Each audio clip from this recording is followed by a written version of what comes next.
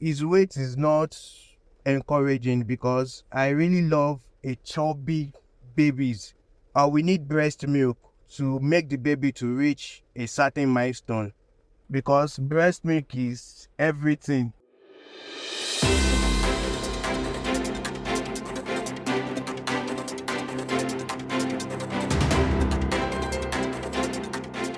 Welcome back to Africa Science Focus, the weekly science and development show from SciDevNet. I'm Ogechi Ekeanyo. You are just listening to Olaiya Adegbola. His story highlights the importance of breastfeeding and how it can be a lifesaver for vulnerable infants. After his wife stopped lactating, their son struggled to feed and started to lose weight. In a region with staggering neonatal mortality rates, their son's health was at risk. That's when they sought help and found the Milk Booster, a breast milk which opened in 2022. Breast milk from Milk Booster saved their infant from malnutrition. Malnutrition is a serious problem in sub-Saharan Africa, and it has devastating impacts on children's health and their development. Around 45% of deaths among children under the age of 5 years are linked to malnutrition, and these deaths mostly occur in sub-Saharan Africa. According to the World Health Organization, one crucial way to prevent malnutrition and neonatal death is exclusive breastfeeding for the first 6 months of life and complementary feeding for up to 2 years. But Nigeria, like many other countries, faces a significant shortfall in exclusive breastfeeding rates. Both the World Health Organization and UNICEF say the exclusive breastfeeding rate in Nigeria stands at just 29%. That's why Chinny Obinwanne, a doctor and member of the Academy of Breastfeeding Medicine, founded the Milk Booster, a breast milk bank which offers a lifeline to babies born prematurely or babies whose mothers are unable to breastfeed. We go back to Mr. Adegbola, who spoke to us about what this bank has meant for the health of his son and for his family. My wife stopped lactating 2 months, and my son was suffering from a syndrome, Edwards syndrome, and my baby is not putting on weight. So, and since then we started with the breast milk, and the baby started putting on weight. It was like 2.4 when we started the breast milk, and within a month it was like 3.4. So it was adding like 200 grams every week. It's a great development for a child with Edwards syndrome. So to be able to reach a certain milestone that we even think the baby cannot reach, because a baby born with a syndrome, there is no assurance that he can live for like a month. And now the baby is 7 months plus, and the baby is kicking now. After giving him breast milk, so it was a super experience. Donated breast milk plays a crucial role in this initiative. Breast milk contains antibodies and proteins essential for baby's health. However, some mothers are unable to provide enough milk, or their milk may not be safe for their infants. And in these situations, breast milk from donors can save lives. The Milk Booster maintains rigorous safety standards. Donors are screened for infectious diseases, including HIV, hepatitis B, hepatitis C, and syphilis. The donated milk is then pasteurized to kill harmful bacteria and stored in freezers until needed. To find out more, our reporter, Ijeoma Okazu, spoke to Dr. Chinny, who told us what inspired her to start the milk bank. What drove me, number one, was I really want to be able to have Nigerian babies enjoy and benefit from this. So one of the time, because of being in the breastfeeding space on social media in Nigeria, so when a specific mom that had triplets, and they found out that she gave birth to the triplets and she died.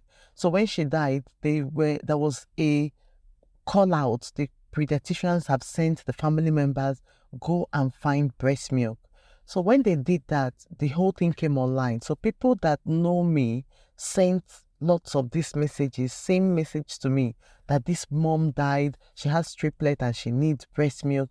At this moment, there are some people that already knew that I had a dream of bringing breast milk bank to Nigeria, because this dream was already there before that woman had that incident. So the people that knew that came and they were asking, oh, is your milk bank ready now? And I'm like, there is no milk bank. So what happened was that when they came to me, I am not a fan of informal sharing of breast milk because of there is room to cross-contaminate a newborn and pass on a disease to a newborn. So I don't approve of that. So what I did was, since I don't have a breast milk bank, all I can do is ask the moms in my community who is willing to donate, if you have colostrum, all of that. And we did get a good number of mothers. And what I did was to ask them what tests they did during their antenatal tests, and then we confirmed to test and screen some of them. But when you look at this thing, days are passing with this plan. So what happened was, I think by the next time I'm getting an update from the people, the triplet has gone down to twins. So one had died. And then as time was also going, the second baby died. So it was now left with one baby. And at that time, like, I felt, I don't know, it was just an emotional, difficult time for me, in the sense that this was a dream I already wanted to bring to Nigeria. So watching this woman and watching her babies just die, and that dream, that solution I wanted to bring was not yet there. So that was a push for me. So at that stage, even though by then maybe I had made inquiries with the companies that manufacture the machines, but I haven't made any step. And I was waiting for funding, but I wasn't also making any big process or steps towards the funding as well. So what I did, I just said to just self-fund this, and then let me even see, is it something that will work? So that was how that was what pushed me. That was what pushed me to start the breast milk bank. How essential is breast milk bank? So breast milk bank is very essential because, especially for a country that has a lot of premature babies. So Nigeria is one of the top countries that have premature babies yearly.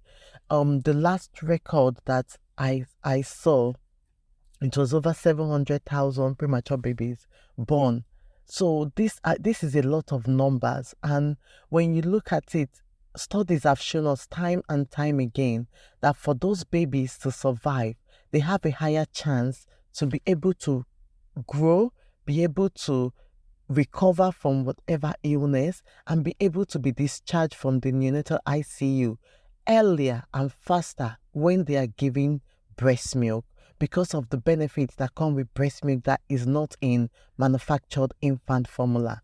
So it's very important that a country as populated as Nigeria has one, because it will help save more of these babies. If you look at the statistics, you also see that a lot of our premature babies die at a higher percentage than what is seen around the world. And yes, there are other factors, but the studies keep pointing us back to breast milk being a very pivotal thing that will help them to move from where they were once they were born to when they leave that neonatal ICU. What hospitals do you work with, and how much milk is required or requested on average? So we don't really have a specific hospital that we will say we work with, because we've not really signed any agreement with any hospital. So we did talk to a few hospitals and we did visit a few. What we've done is we just explained to them what this process is, how it works, and if they have a mom, because many of them don't want to get it from us and then have to preach it to the mother. So if they have a mom that they want to recommend this product to, like, okay, you should get breast milk and there is a milk bank. If they have a mom, then they refer. So we've not had a hospital that we've supplied, but would just had a moms that may be hospital informed and then they reach out to us. But what I've also found is that in as much as we get maybe a good handful of people that reach out to receive milk, not all of them proceed to the last stage, because some of them, they get a cold feet. Some of them, their family members will say no, we don't, maybe the husband says no, we don't want this. There was a lady that came to us, her baby was in the hospital at the moment, and she sent that message and she said she wanted to receive milk. And when we got back to her and put her through the process, she spoke to her husband. Her husband said no. So I think the child was like either deteriorated further or something. And then the husband was now the one that reached out. And when he reached out, he actually wanted to come to the place to be sure. So you can see that there is also like a barrier in terms of where is he coming from. So he wanted to come to the place. And it was only after he came to the facility and saw where it's being processed, that's when he was able to take milk with him. Before then, he wasn't happy for his baby to have pasteurized or not breast milk. So it is a work in progress. I feel the biggest struggle for us is that awareness. And because of we are self-funded at the moment, it is a huge cost. How many women donate breast milk, and how many breast milk leaves the bank each day, week, and month? We don't want to pasteurize a lot of milk and then there is no one happy to accept it. So like I said, it's still a work in progress. So what we do is we've had moms that donate, that they sign up. So we have about 6 moms that have been donating, because when a mom joins our donating pool, when we screen her and go through all the process for her to become a donor, she doesn't just donate once and disappear. So it's a process. They keep pumping and they keep supplying and we keep picking up. So we have 6 moms that donate, that constantly when we're donating to us. What are your hopes and dreams for the future of breast milk banking in Nigeria? For the milk bank, my dream for milk bank is that we get to the stage where we've partnered with neonatal ICUs across Nigeria to be able to supply them and have them store it, like those of them that have like functioning refrigerators, have it stored there so that is right in time for the babies. So that would be the dream, because I got the privilege to visit some of them, and what I could see in the freezer in the neonatal ICU were the formula products for premature babies. So I would want to get to that stage where those places are stocked with pasteurized donor breast milk, so that it's easily accessible for those newborn babies, and then build up, maybe support other people to be able to create more of these around Nigeria. That would be my dream. To gain insight into the significance of initiatives like the Milk Booster, we spoke to Ejike Orji, a doctor and the chairperson of the Nigerian-based Management for the Advancement of Family Planning. He highlights the importance of adequate breast milk supply for reducing neonatal mortality. Breast milk banks are very, very important in terms of supporting the immediately born children without mothers where they don't have adequate milk. In a place like Nigeria, it will help a lot to reduce the high infant mortality. The establishment of milk bank in Nigeria is a very wonderful initiative. As an expert on reproductive health, what are the dangers of children not being breastfed? Now, when you talk about the dangers of children not being breastfed, the high number of neonatal or infant deaths are due to, some of them are due to improper use of feeding bottles, and then they get infected and it produces infection. And not only that, also the children will lack the protection given by the immune antibodies that are already in the milk they got from their mother to help them overcome childhood diseases. So it's very important that this is done in such a way that the children will get adequate milk. And if the woman can produce or the woman is dead, the blood bank will be a very good source. However, apart from all these goodies that I have mentioned, when breast milk is being donated, there are certain requirements that the bank must reach. First of all, there must be a good retention of adequate number of qualified donors. And what do I mean by finding the good donors? Those donors must be screened and tested to ensure that the breast milk meet all the strict safety standards. A good example in terms of identifying potential risk or contaminations of the donor milk. And this will include testing for infectious diseases and addressing and also thoroughly assessing the donor's medical history. There must also be a measure of quality control, high standards of collection, processing, and storage of the detail may require meticulous attention to detail, and then also proper handling techniques must be followed to prevent contamination or spoilage. And then the breast milk also cannot be kept for more than 4 days if it's refrigerated. Unless it is frozen, then it can stay for a longer period of time. When he said between 2 to 4 days, then it must be used or discarded. Then supply and demand balance. And altruistically, most donor banks do not sell the milk. The only thing is that the cost of maintenance is usually charged like a user fee, because it's mainly an altruistic motive by the donors to make sure that young infants survive. So it's important that all these things are done. The other thing is proper sterilization of the equipment, and then also proper testing.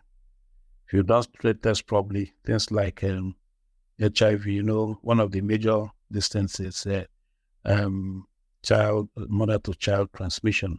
If this thing is not tested properly, that can happen. And then, of course, it's important to promote awareness about human donor milk benefits among healthcare workers, families, communities. So this will help recruit more donors. While feeding babies, donated breast milk can be a vital tool for looking after sick babies. Such initiatives are not without controversy. Dr. Chinny spoke to us about some of the challenges the milk bank faces. For Nigeria, is a big cultural stigma. Before I ever started this, I think 3 years beforehand, now and then I will engage moms on my platform and I will just throw out the question, will you ever accept milk from another mom? Are you ever going to donate to another mom? And we also had a questionnaire that ran for a period of time, trying to get feedback from moms. And the truth of the matter is that even before I started it, I knew that from those feedbacks and from those questionnaires I had out, that a lot more moms were more comfortable donating than receiving. And it was a building thing, because it's knowledge-based, in the sense that some moms have gone abroad to give birth and they've benefited from this.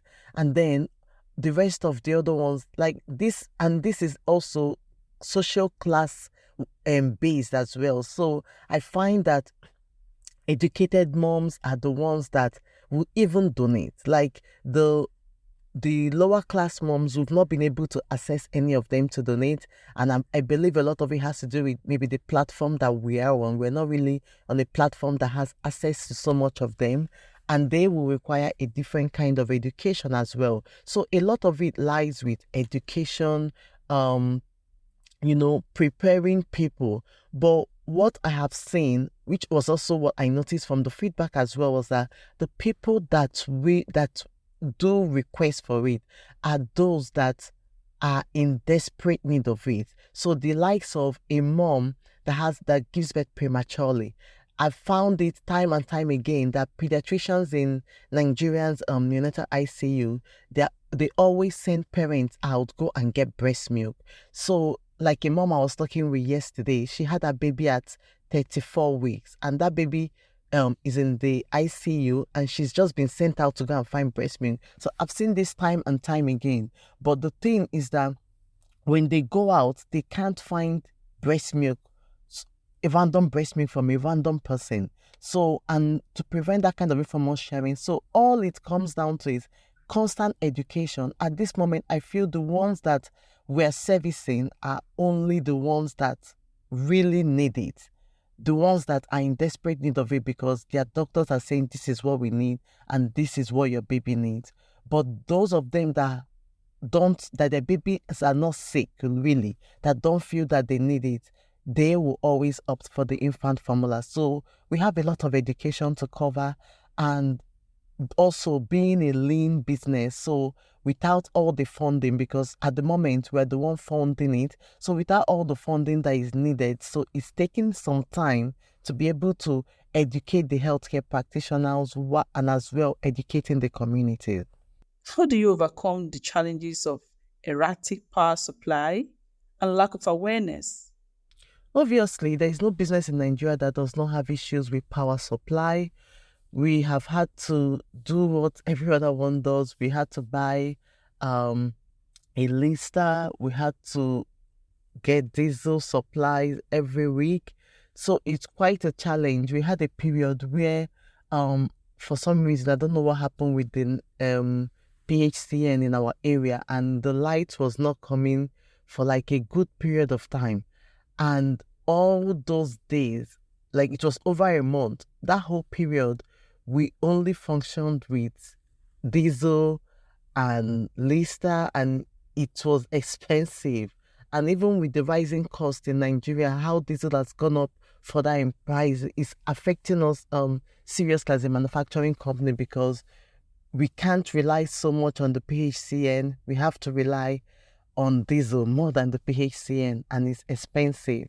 For awareness, is a work in progress. So day after day, we try to educate moms, to encourage mothers that formula is not the next option, that when you have issues with breast milk, is to seek help, to get help from the right experienced expert. And if it's milk supply, that there are a million ways that they can increase their breast milk supply, tried and tested ways. So it's constantly trying to share the reviews and feedback of other moms on our platform so that mothers will know.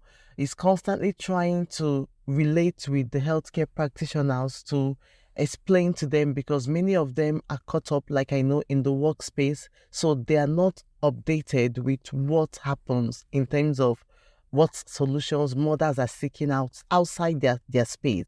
Mr. Adegbola had to overcome some of these fears when his family accepted donated breast milk for their child. He spoke to us about how his family did this. The scared part is like, I don't want to give my baby poison. I don't want to give my baby what will affect him, maybe give him infection later. So I asked a lot of questions like, how do they get this breast milk? And those parents that donate the breast milk, were they tested? All those kind of questions. So, and they answered me. One day I was just shuffling the net, so I decided to search if there is a breast milk. Okay, I was even thinking, okay, maybe I can go and meet my neighbor that is breastfeeding. Like, maybe maybe she can help to feed this baby, so he can put on more weight. So I bumped into the milk bank. So I decided to call them. So we talk. When I contact them, I was able to go there to meet them physically and to see the environment of where they are producing the milk bank. So everywhere was neat, tidy. So I had to even call my wife, like, okay, this place is top notch, that there is nothing to scare about, because the scared part is like, I don't want to give my baby poison. I don't want to give my baby what will affect him, maybe give him infection later. So I asked a lot of questions like, how do they get this breast milk? And those parents that donate the breast milk, were they tested? All those kind of questions. So, and they answered me. Putting your child's health and nutritional needs first is quite admirable. Tell us how you were able to defy all stereotypes associated with using the breast milk bank. The first time I read about them, I told my wife. There was a questionnaire. I already filled the questionnaire they gave me online. So after math, I told my wife in the morning. She was like, "No, why will my son drink another woman breast?" I was like, it even turned like a little misunderstanding between us before I left for work that day.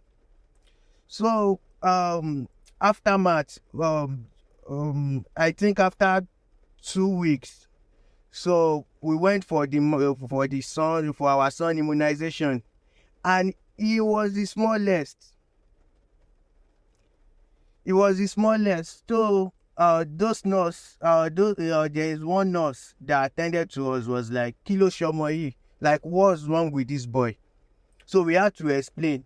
"Are you not lactating?" She said no. So on our way back home, she was like, "Can we contact these people, the milk bank?" So I was like, "Okay, let's go for it." So I contacted them. Then. So then we fixed a date. Then I was able to go. What are the challenges and limitations you experience as a couple in accessing the milk bank? There's a lot of challenges because the milk can be handled by a third party. So for me, from Ibadan to Lagos, I had to drive. It's a whole day for me. The traffic, everything.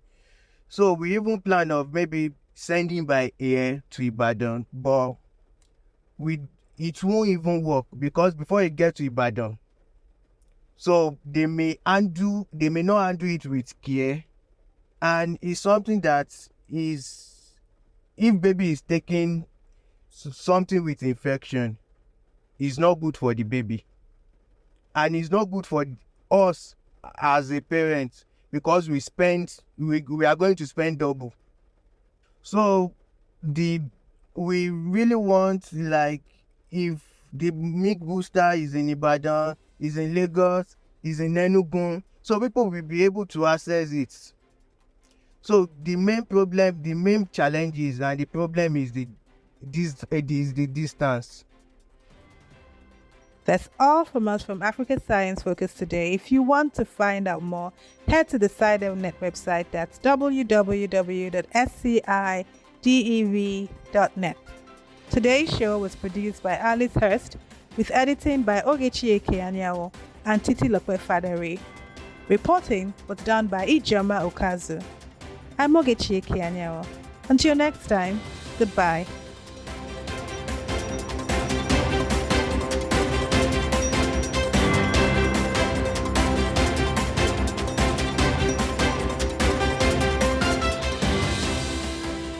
This project was funded by the European Journalism Centre through the Solutions Journalism Accelerator. The fund is supported by the Bill and Melinda Gates Foundation. Do you have any comments, questions, or feedback about our podcast episodes? Let us know at podcast@scidev.net.